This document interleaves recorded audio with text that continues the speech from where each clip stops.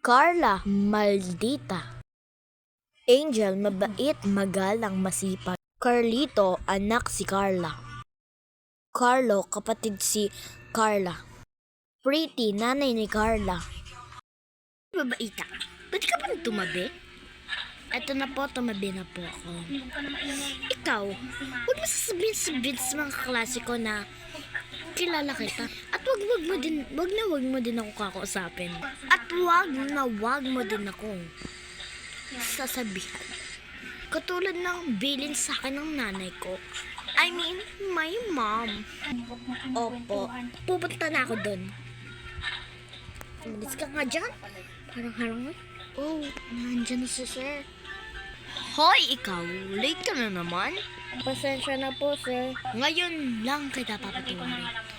At sa susunod, papatawag ko na yung magulang mo. Yes, di pa ako late. Wala pa si sir. You know, wala pa si sir. Hello. Hello. Hindi ko pa naman late. Upo ka na dun. Yes, naka-perfect ako. Umalis na kasi si sir eh. Bilis naman magturo ni sir. Parang madaling-madali. Pero okay lang yan. At least perfect ako sa test. Hay nako, 0 na naman ako. So, uwian na. Uwian na. Yes. Bye, classmate. Bye. Uy, nabasa pa yung Oops, nabasa. Ano gusto nyo? Number? Andun na naman siya. Tingnan na naman ako. Tapos na din naman yung klase nila. Sige. Tapos din klase ko. Yan. Punta na nga dun. Bye, classmate. Bye. Hoy, ikaw. Tumigil-tigil ka nga. Ay, naku, nakakainis. Sige na.